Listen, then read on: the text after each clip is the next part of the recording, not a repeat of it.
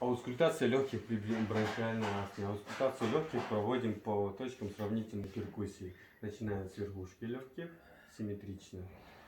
Второе межреберье по парастернальной линии.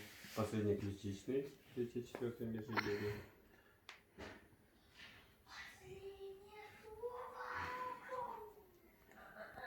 По подмышечным линиям.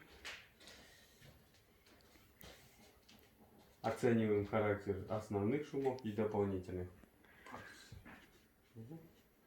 Также верхушки легких.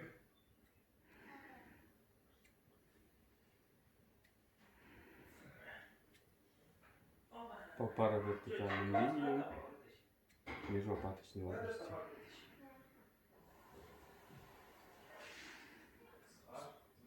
Проводим симметрично, оцениваем характер симметричности шумов. При бронхиальной астме шумы свистящие, с удлиненным выдохом. Может быть бронхолия.